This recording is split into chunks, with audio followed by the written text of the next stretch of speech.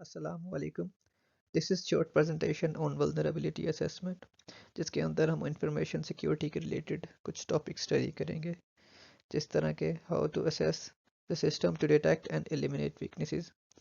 Vulnerabilities क्या क्या होती हैं, उसकी डिफरेंट टाइप्स कौन सी होती हैं, एक वल्नरेबिलिटी असेसमेंट का प्रोसेस किस तरह होता है, सारा असेसमेंट्स की डिफरेंट टाइप्स कौन कौन सी होती हैं, और हम किस तरह जो है एक सिस्टम के अंदर पोटेंशियल सिक्योरिटी गैप्स को कम कर सकते हैं। सॉफ्टवेयर एंड हार्डवेयर वीकनेसेस कौन कौन सी हो सकती हैं एक सिस्टम के अंदर, और हम उन्हें कैसे रिड्यूस कर सकते हैं। इस vulnerability in a system assessment पे बात करने से पहले हमें पता होना चाहिए एक सिस्टम के अंदर वल्नरेबिलिटी होती क्या है। It is weakness in the security of a system which can occur due to a flaw. A flaw is an unintended functionality. एक एप्लीकेशन को इम्प्लीमेंट करते वक्त उसमें पुअर डिज़ाइन या गलती की वजह से फ्लॉ अकर हो सकता है। Vulnerabilities can also occur due to a feature. A feature is an intended functionality which can be misused by an attacker. Applications के अंदर हम फीचर्स डालते हैं यूज़र्स की आसानी के लिए, लेकिन वही फीचर्स एक अनऑथराइज्ड पर्सन जैसे कि एक हैकर मिसयूज़ कर सकता है सिस्टम को एक्सप्लॉइट करने के लिए। इसकी एग्जांपल है हमारे पास जावास्क्रिप्ट। जावास्क्रिप्ट एक प्रोग्रामिंग लैंग्वेज है, लेकिन इसको क्लाइंट साइड स्क्रिप्टिंग के लिए भी इस्तेमाल किया जाता है। Vulnerabilities can also occur due to user errors.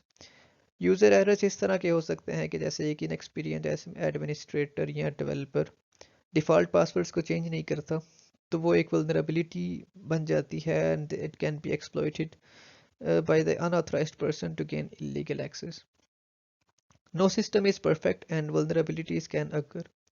आप जितना भी अच्छा सिस्टम बना ले, उसमें वल्नरेबिलिटीज़ जो हैं वो एग्जिस्ट कर सकती हैं। इसकी हम आगे एग्जांपल्स देखें कि जैसे बड़ी बड़ी कंपनीज लाइक गूगल क्रोम और एप्पल में जो है वल्नरेबिलिटीज एग्जिस्ट करती हैं, और वो भी एक सिस्टम्स जो हैं वो एक्सप्लॉइट हो चुके हैं। Between 2014 and 15, nearly 8,000 unique and verified software vulnerabilities were disclosed in NVD. यहाँ पे vulnerabilities के अंदर एक टॉपिक आ जाता है zero day exploit.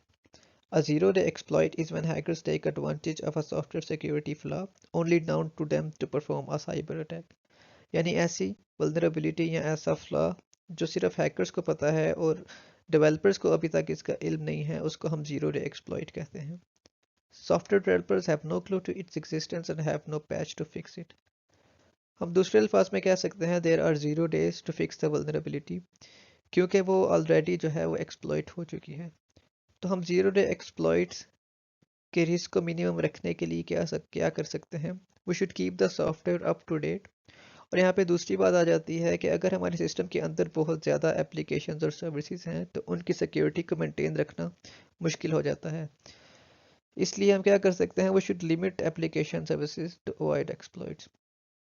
यहाँ पे कुछ रियल लाइफ एग्जांपल्स हम देखते हैं। हमने आगे भी बात की कि बड़ी बड़ी कंपनीज में भी वल्नरेबिलिटीज एग्जिस्ट करती हैं। जिस तरह 2021 में Google Chrome fail victim to zero day exploit due to a bug in JavaScript.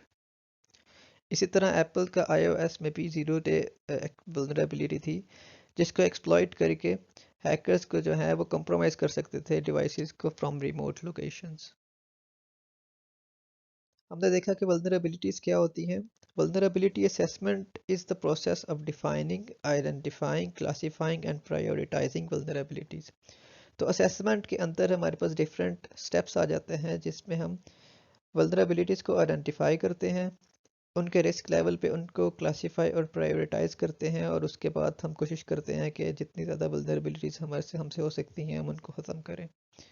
इसका फ़ायदा क्या है? It provides necessary knowledge and awareness to understand and react to threats. यानी आप पता लगाएं कि आपके सिस्टम के अंदर किस किस किस्म की वल्नरेबिलिटी एग्जिस्ट करती है, वो किस तरह का रिस्क और थ्रेट पोज करती है, और आप किस तरह उनके ऊपर काम कर सकते हैं वल्नरेबिलिटीज़ को ख़त्म करने के लिए। Typically involve the use of automated testing tools such as network security scanners।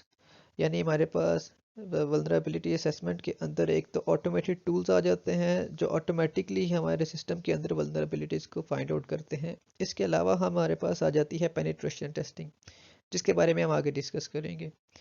Importance क्या है वल्नरेबिलिटी असेसमेंट की? It is essential to identify and remediate weaknesses before they can be exploited bye hackers, यानी इससे पहले कि आपका system कोई और थर्ड पार्टी जैसे कि हैकर्स एक्सप्लॉइट करें, आप अपने सिस्टम के अंदर वल्नरेबिलिटीज़ को फाइंड आउट करें और उनको ख़त्म करें। इसकी इंपॉर्टेंस क्या है कि हम डिफरेंट किस्म के अटैक्स जिस तरह के एसक्यूएल इंजेक्शन और क्रॉस साइट स्क्रिप्टिंग, इस तरह के अटैक्स को या ब्रूट फोर्सिंग, इन सब को एलिमिनेट कर सकते हैं अपने सिस्टम के अंदर वल्नरेबिलिटीज़ को ख़त्म करके। Unless you know how you're vulnerable you can't prevent it, यानी अगर आपको पता ही नहीं है कि आपका सिस्टम जो है वल्नरेबल है तो आप उसके ऊपर किसी भी होने वाले अटैक को जो है वो रोक नहीं सकते। Many flaws are easily fixed as soon as they are identified, यानी अगर हमें अपने सिस्टम के अंदर फ्लॉज का पता चल जाए तो उनमें से बहुत ज़्यादा फ्लॉज इस तरह के होते हैं जो हम बहुत आसानी से ख़त्म कर सकते हैं। वल्नरेबिलिटी असेसमेंट किस तरह की जाती है? इसमें डिफरेंट स्टेप्स आते हैं, जिसमें सबसे पहला स्टेप है वल्नरेबिलिटी आइडेंटिफिकेशन। वल्नरेबिलिटी आइडेंटिफिकेशन हम करते हैं नेटवर्क स्कैन्स के थ्रू, वल्नरेबिलिटी स्कैन्स के थ्रू। ये आ जाती हैं ऑटोमेटिक टेस्टिंग स्कैन्स में। इसके अलावा पेनिट्रेशन टेस्टिंग के रिजल्ट्स, यानी हम एथिकल हैकर्स को जो है हायर करके अपने सिस्टम के ऊपर खुद ही अटैक करवा के हम फाइंड आउट करते हैं कि हमारा सिस्टम है वल्नरेबल है या नहीं। इसके अलावा फायरवॉल लॉग्स को चेक करके इन सब चीज़ों के रिजल्ट्स को गैदर करके तो हमारे पास नेक्स्ट स्टेप आता है वल्नरेबिलिटी एनालिसिस, जिसमें हम अब हमारे पास जो वल्नरेबिलिटीज आइडेंटिफाई होते हैं, हम उनके रूट कॉज को ढूंढते हैं कि एक वल्नरेबिलिटी किस वजह से एग्जिस्ट कर रही है, वो एप्लीकेशन में किसी फ्लॉ या फीचर की वजह। वल्नरेबिलिटी असेसमेंट किस तरह की जाती है? इसमें डिफरेंट स्टेप्स आते हैं, जिसमें सबसे पहला स्टेप है वल्नरेबिलिटी आइडेंटिफिकेशन। वल्नरेबिलिटी आइडेंटिफिकेशन हम करते हैं नेटवर्क स्कैन्स के थ्रू, वल्नरेबिलिटी स्कैन्स के थ्रू। ये आ जाती हैं ऑटोमेटिक टेस्टिंग स्कैन्स में। इसके अलावा पेनिट्रेशन टेस्टिंग के रिजल्ट्स, यानी हम एथिकल हैकर्स को जो है हायर करके अपने सिस्टम के ऊपर खुद ही अटैक करवा के हम फाइंड आउट करते हैं कि हमारा सिस्टम है वल्नरेबल है या नहीं। इसके अलावा फायरवॉल लॉग्स को चेक करके इन सब चीज़ों के रिजल्ट्स को गैदर करके तो हमारे पास नेक्स्ट स्टेप आता है वल्नरेबिलिटी एनालिसिस, जिसमें हम अब हमारे पास जो वल्नरेबिलिटीज आइडेंटिफाई होते हैं, हम उनके रूट कॉज को ढूंढते हैं कि एक वल्नरेबिलिटी किस वजह से एग्जिस्ट कर रही है, वो एप्लीकेशन में किसी फ्लॉ या फीचर की वजह से एग्जिस्ट कर रही है, हम उसको फाइंड आउट करते हैं। फिर हम उन सब वल्नरेबिलिटीज को क्लासीफाई करते हैं कि उनमें से कौन सी जो है वो ज़्यादा सीवियर है और कौन सी कम सीवियर है, एक्सप्लॉइटेबल हैं या नहीं है। We prioritize based on severity. उसके बाद थर्ड स्टेप आता है risk assessment.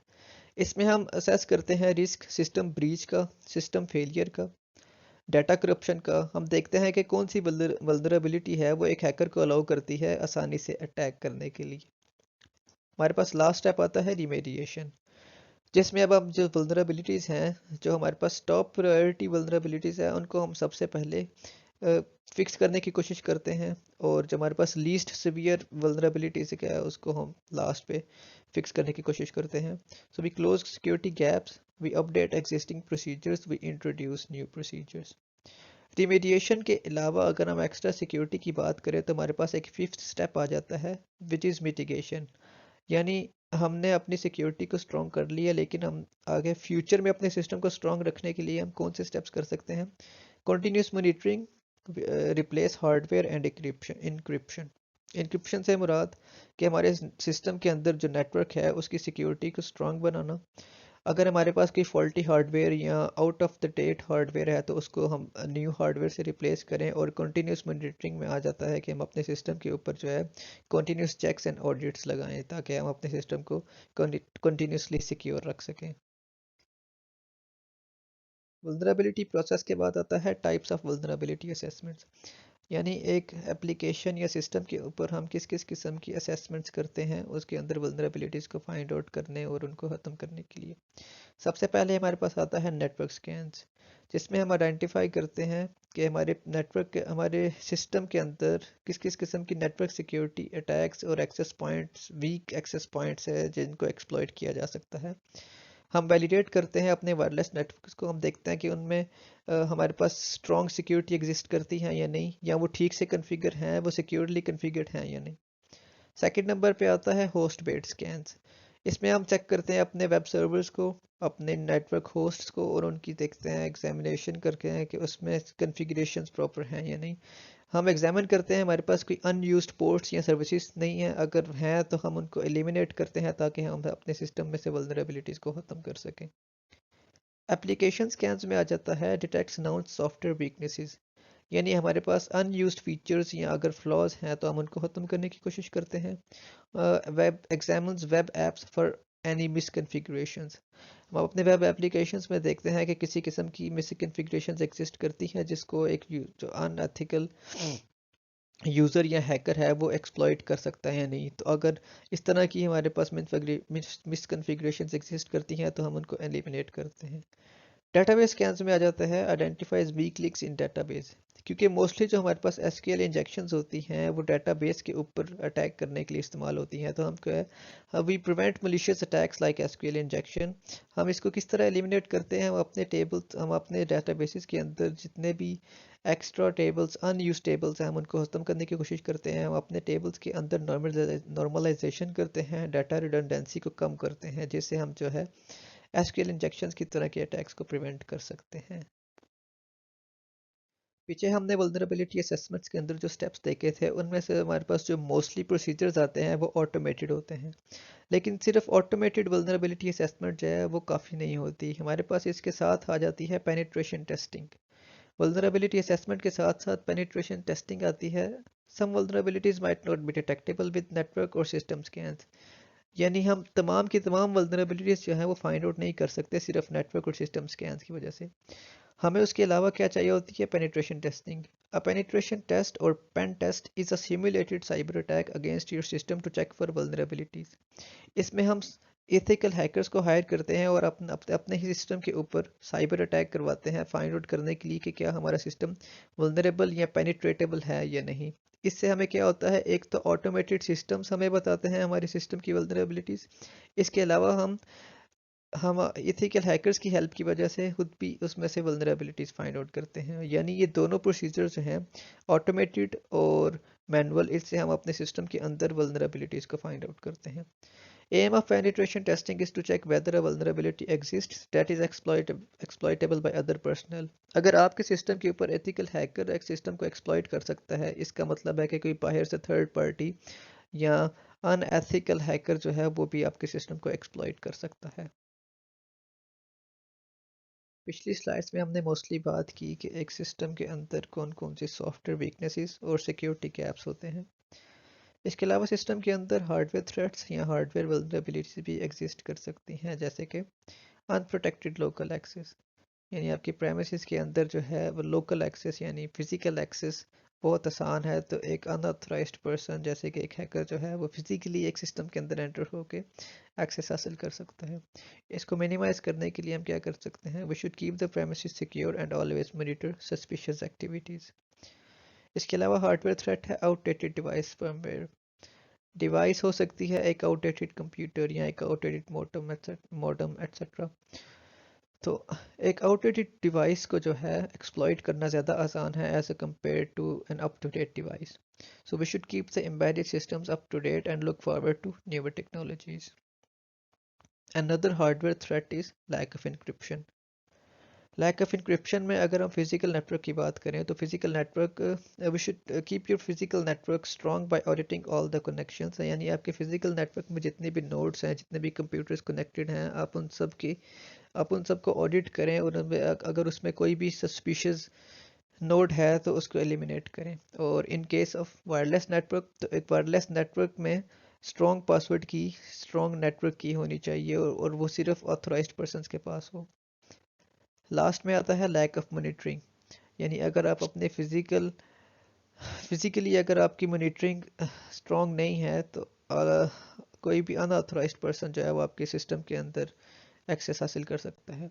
So always pay attention to any suspicious persons. Well, this was vulnerability assessment in cyber security.